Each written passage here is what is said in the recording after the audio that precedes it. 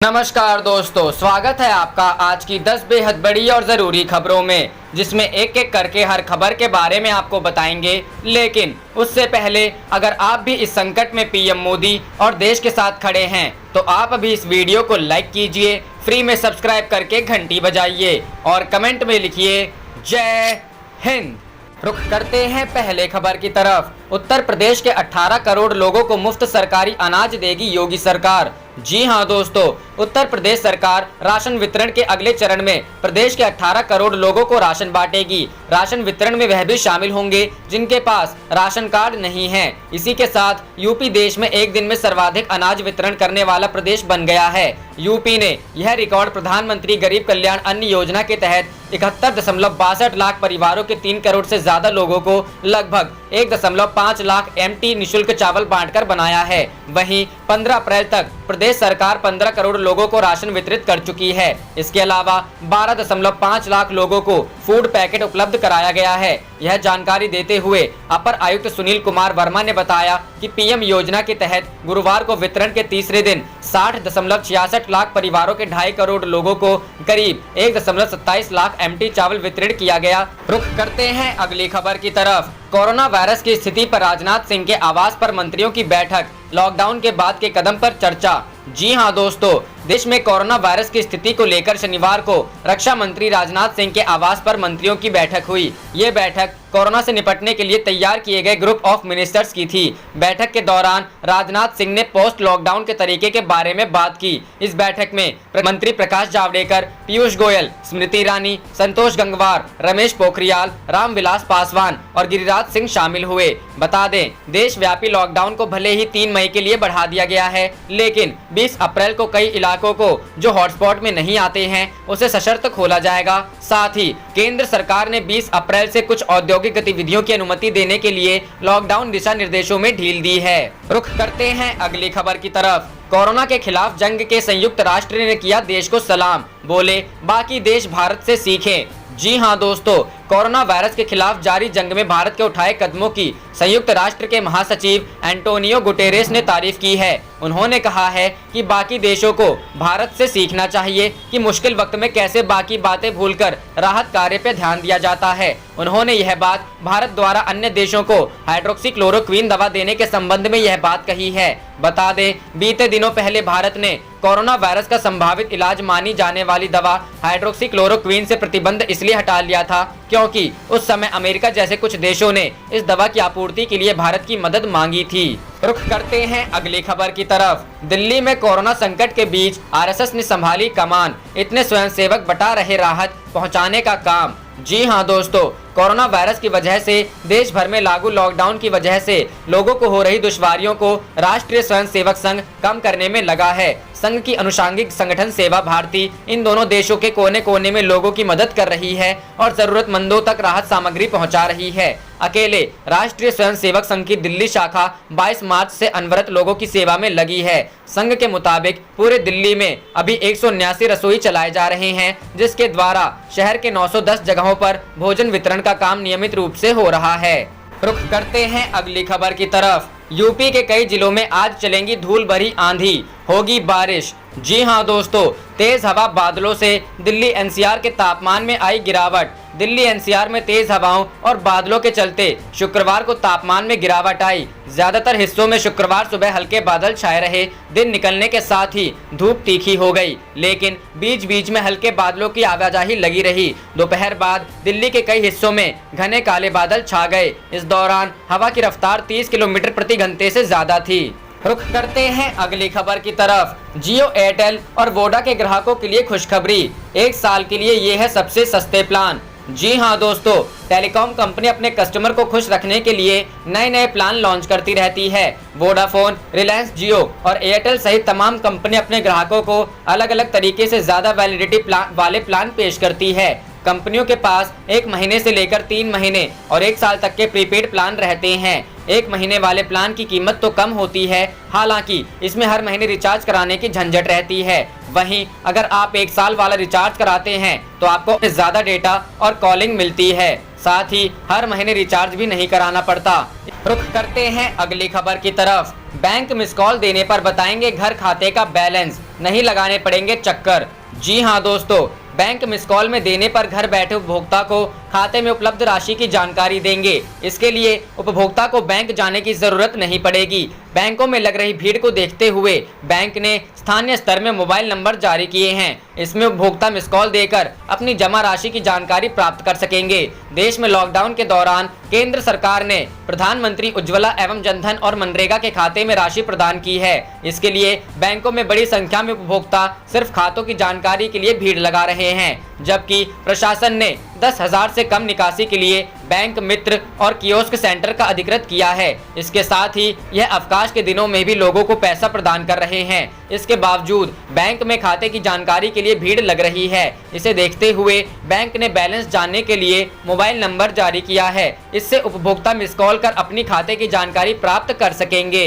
रुख करते हैं अगली खबर की तरफ। लॉकडाउन में आर्थिक तंगी से राहत देगा जनधन खाता, कर सकते हैं 10,000 रुपए तक का ओवरड्राफ्ट। जी हाँ दोस्तों, जैसा कि हम सभी जानते हैं, आज प्रधानमंत्री मोदी ने देश को संबोधित करते हुए देश भर में लॉकडाउन की मियाद को 3 मई तक के लिए बढ़ा दिया है। इसके चलते करोड़ों लोगों के सामने नौकरी जाने या फिर सैलरी कट जाने का संकट और गहरा सकता है। ऐसी स्थिति में यदि आपके पास जनधन खाता है तो आपको इसके तहत बड़ी मदद मिल सकती है। जनधन योजना के अकाउंट होल्डर्स को सरकार ने 10,000 रुपए के ओवरड्राफ्ट की सुविधा दी है, जिसे कभी भी निकाला जा सकता है। भले ही यह रकम बहुत बड़ी नहीं है, लेकिन जरूरत के वक्त आपके लिए बेहद अहम और कारगर साबित हो सकती है।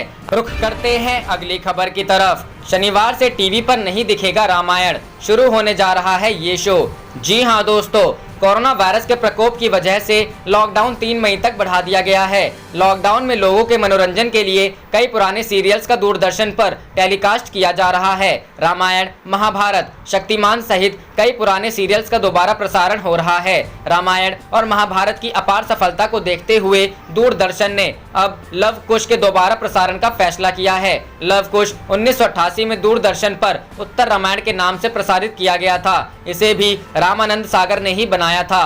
प्रसार भारती के सीईओ शशि शेखर ने इस बात की पुष्टि की है। उन्होंने बताया, रामायण के प्रति लोगों की दिलचस्पी देखकर हम रामायण के बाद लव कुश का प्रसारण करने का फैसला किया है। उन्होंने ट्वीट करके जानकारी दी है कि शनिवार को रामायण समापन होगा। रविवार की सुबह रामायण के आखिरी एपिसोड का पुनः प्रसारण होगा। रविवार रात से आप उत्तर रामायण यानी कि लव कुश की कहानी देख सकते हैं। यानी कि दूरदर्शन पर यह शो रविवार 19 अप्रैल से रात 9 बजे प्रसारित किया जाएगा।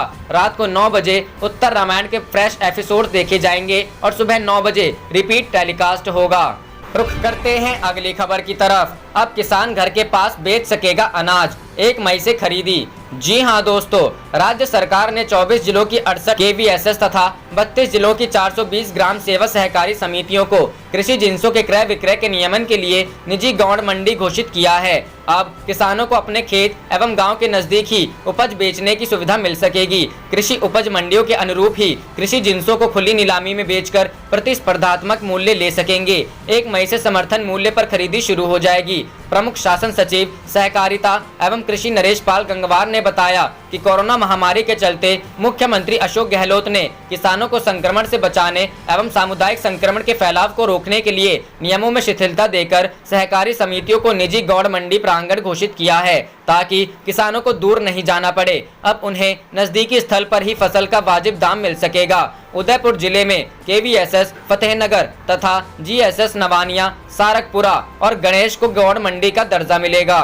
रुख करते हैं अगली खबर की तरफ। बिग न्यूज, बैंकों का बदला नियम, बैंकों में पैसा निकालने लिमिट तय, जानिए क्या है लिमिट। जी हाँ दोस्तों, टोटल लॉकडाउन के दौरान बैंकों में लग रही भीड़ को लेकर कलेक्टर ने कड़ा कदम उठाया है। अब 10,000 से कम की निकासी बैंक के ग्राहक को कियोस्क सेंटर या फिर ATM से पैसा निकालना होगा। साथ ही उपभोक्ता के लिए बैंकों का समय भी सोमवार से 10 से 4 बजे तक कर दिया है। गौरतलब है कि केंद्र सरकार द्वारा प्रधानमंत्री जनधन खातों और मनरेगा में श्रमिकों के खाते में राशि डाली है। साथ ही सिलेंडर भरवाने की राशि में बैंक खातों में डाली गई है। परिणाम स्वरूप खातों से राशि निकालने वालों की भीड़ लग रही है। कोरोना वायरस की सोशल डिस्टेंसिंग बनाने काफी परेशानी होती है। इसे लेकर कलेक्टर ने बैंकों में नकद निकासी के लिए लिमिट तय की है। इसमें 10,000 तक नकद जमा और निकासी खाता धारक को एटीएम या फिर बैंक मित्र सेवा केंद्र या फिर कियोस्क सेंटर से करनी होगी। 10,000 से अधिक के नकद जमा व निकासी पूर्व जैसे यथावत रहेंगे। बैंकों को 10,000 तक खाता धारक को विशेष परिस्थितियों में बैंक प्रबंधन अपने अनुसार निर्णय लेकर राशि प्रदान कर सकेंगे। रुख करते हैं अगली खबर की तरफ। जल्द हो सकता है मंत्रिमंडल का गठन, गृह मंत्री अमित शाह से मिले ज्योतिरादित्य सिंधिया। जी हां दोस्तों, मध्य प्रदेश में शिवराज मंत्रिमंडल का गठन जल्द हो सकता है। ज्योतिरादित्य सिंधिया ने दिल्ली में केंद्रीय मंत्री अमित शाह से मुलाकात कर अपने समर्थकों को मंत्री बनाए जाने को लेकर चर्चा की। इसके बाद यह माना जा रहा है कि मुख्यमंत्री शिवराज सिंह चौहान जल्द ही मंत्रिमंडल का गठन कर सकते हैं। राज्य में भाजपा की सरकार बनने के बाद से कोरोना संकट के बीच मुख्यमंत्री शिवराज सिंह चौहान बिना मंत्रिमंडल के ही कार्य कर रहे थे। इसे लेकर कांग्रेस के निशाने पर भी वे आ गए थे। वहीं प्रदेश भाजपा संगठन भी जल्द मंत्रिमंडल गठन को लेकर सक्रियता दिखा रहा था। इन सब बातों को देख अब मुख्यमंत्री शिवराज सिंह चौहान ने मंत्रिमंडल गठन को लेकर सक्रियता दिखानी शुरू कर दी है। बताया जा रहा है कि वे संगठन पदाधिकारियों, वरिष्ठ विधायकों से भी चर्चा कर चुके हैं। इस बीच मंत्रिमंडल गठन की तेज हुई कवायद को देखते हुए ज्योतिरादित्य सिंधिया समर्थकों ने भी अपने नेता सिंधिया पर दबाव बनाना शुरू कर दिया था। इसके चलते सिंधिया ने गुरुवार को दिल्ली में केंद्रीय मंत्री अमित शाह से मुलाकात की। इस मुलाकात में दोनों नेताओं के बीच मध्य प्रदेश में होने वाले मंत्रिमंडल गठन को लेकर चर्चा हुई। बताया जा रहा है कि शाह से मुलाकात के दौरान सिंधिया ने अपने समर्थकों को मंत्रिमंडल में शामिल कराने के लिए चर्चा की है। रुख करते हैं अगली खबर की तरफ। भारत ने फिर निभाई दोस्ती, अमेरिका को दवा के बाद अतिरिक्त 745 टन कच्ची चीनी के निर्यात को अनुमति दी। जी हां दोस्तों, सरकार ने शुक्रवार को अमेरिका को शुल्क दर कोटा टैरिफ रेट कोटा के तहत अमेरिका को और 745 टन कच्ची चीनी के निर्यात की अनुमति दी है। टीआरक्यू के तहत संबंधित देश में एक निश्चित मात्रा तक माल पर शुल्क कम या नहीं लगता, उससे अधिक मात्रा पर शुल्क की सामान्य दर लागू होती है। विदेश व्यापार महानिदेशालय ने एक सार्वजनिक सूचना में कहा, संयुक्त राज्य अमेरिका में टीआरक्यू के तहत 30 सितंबर 2020 तक के निर्यात के लिए कच्चे गन्ने की चीनी के अतिरिक्त 745 MTRV मात्रा की अधिसूचना जारी की गई है। इसके साथ भारत ने अमेरिकी वित्तीय वर्ष 2020 के दौरान टीआरक्यू के तहत वहां 9,169 टन कच्ची चीनी के निर्यात की अनुमति दी है। रुख करते हैं अगली खबर की तरफ। कोरोना के खिलाफ जंग में कोई कसर नहीं छोड़ रही सरकार, शाह। जी हां दोस्तों, केंद्रीय गृह मंत्री अमित शाह ने शुक्रवार को कहा कि मोदी सरकार कोरोना महामारी के खिलाफ जंग में कोई कसर नहीं छोड़ रही और देश को मजबूत बनाने की योजना में लगी है। भारतीय रिजर्व बैंक द्वारा आज उठाए गए कदमों का स्वागत करते हुए उन्होंने कहा कि अर्थव्यवस्था को मजबूत बनाने के लिए किए गए इन उपायों से प्रधानमंत्री नरेंद्र मोदी के दृष्टिकोण को बल मिलता है। सिलसिलेवार ट्वीट में उन्होंने कहा, कोरोना के खिलाफ जंग में मोदी सरकार कोई कसर नहीं छोड़ रही है। लोगों के जीवन में कम से कम व्यवधान सुनिश्चित करते हुए वह आने वाले दिनों में सशक्त भारत के लिए योजना बना रही है। अर्थव्यवस्था की मजबूती के लिए रिजर्व बैंक द्वारा उठाए गए कदमों से प्रधानमंत्री के दृष्टिकोण को बल मिलता है। एक अन्य ट्वीट में उन्होंने कहा, नाबार्ड के लिए 25,000 करोड़ रुपए के प्रावधान से किसानों को मदद मिलेगी। सिडबी को 15,000 करोड़ रुपए के प्रावधान से एमएसएमई और स्टार्टअप को वित्तीय स्थिरता मिलेगी और मेक इन इंडिया को बल मिलेगा। एनएचबी को 10,000 करोड़ की मदद और बैंकों के लिए तरलता उपायों से भी सहायता मिलेगी। उल्लेखनीय है कि रिजर्व बैंक ने शुक्रवार को रिवर्स रेपो दर में कमी करते हुए अर्थव्यवस्था में तेजी लाने के लिए कई उपायों की घोषणा की है। रुख करते हैं अगली खबर की तरफ। लॉकडाउन, जियो के ग्राहक अब दूसरे के खातों का भी कर सकेंगे रिचार्ज, कमीशन भी मिलेगा। जी हां दोस्तों, रिलायंस जियो के ग्राहक उसके नेटवर्क पर अब अन्य उपभोक्ताओं के खातों को भी रिचार्ज कर सकेंगे। इसके लिए उन्हें करीब 4% का कमीशन भी मिलेगा। वे अन्य उपभोक्ताओं के खातों का रिचार्ज एक मोबाइल ऐप के जरिए कर सकेंगे। जियो ने यह कदम ऐसे समय उठाया है जबकि कोरोना वायरस की वजह से लागू लॉकडाउन के चलते बहुत से लोग अपने फोन को रिचार्ज नहीं करा पा रहे हैं। भारतीय दूरसंचार नियामक प्राधिकरण से ऑपरेटरों पर दबाव बना रहा है कि वे इस अवधि के दौरान सभी प्रीपेड कनेक्शनों की वैधता बढ़ाएं। रिलायंस जियो ने गूगल प्ले स्टोर पर जियो POS लाइव ऐप पेश किया है। ग्राहक इस ऐप को डाउनलोड कर उसके नेटवर्क पर अन्य उपभोक्ताओं के फोन रिचार्ज कर सकते हैं। एक सूत्र ने PTI भाषा से कहा, इसमें शामिल होने का शुल्क 1000 रुपए है, लेकिन शुरुआती पेशकश के तहत इसे माफ कर दिया गया है। इस ऐप को डाउनलोड करने वाले जियो के ग्राहकों को पहली बार न्यूनतम 1000 रुपए डालने होंगे। उसके बाद वे न्यूनतम 200 रुपए मूल्य के रिचार्ज को लोड कर सकेंगे। रुख करते हैं अगली खबर की तरफ। लॉकडाउन के बीच किसानों के लिए खुशखबरी, सरकार ने गेहूं की कीमत में की बढ़ोतरी। जी हां दोस्तों, कोरोना महामारी को लेकर प्रधानमंत्री नरेंद्र मोदी ने 3 मई तक देश भर में लॉकडाउन बढ़ा दिया है, जिसके चलते सबसे ज्यादा किसान परेशान हैं। पर यूपी के अन्नदाताओं की समस्याओं का निराकरण योगी सरकार ने कर दिया है। गेहूं की फसल की कटाई के साथ ही जिले के सभी क्रय केंद्रों पर 15 अप्रैल से खरीदारी का आदेश भी दिया है। इसके अलावा योगी सरकार ने पिछले दिनों गेहूं के समर्थन मूल्य की घोषणा की। इसमें गत वर्ष की अपेक्षा 85 रुपए बढ़ोतरी की गई है, जिसके चलते इस साल 1925 रुपए प्रति क्विंटल के हिसाब से गेहूं की खरीदारी सरकारी केंद्रों पर होगी। लॉकडाउन बढ़ाए जाने से पहले प्रदेश सरकार ने किसानों की कटाई करने की परमिशन दे दी थी। परमिशन मिलने के बाद में किसानों ने खेत की तरफ अपना रुख कर लिया है। वहीं जिला प्रशासन ने 1 अप्रैल से सभी 150 सरकारी क्रय केंद्रों को खोलने का फैसला लिया था, जिनमें 15 से खरीदारी शुरू हो जाएगी।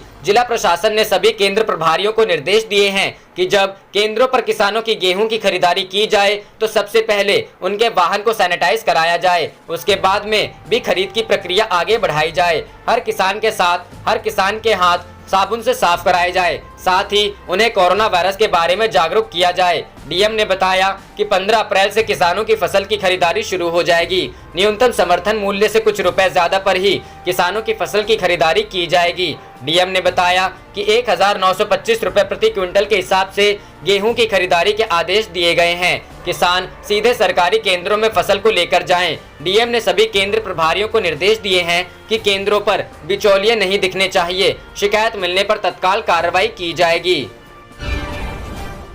आप देख रहे थे आपका अपना चैनल जय हिंद जय भारत।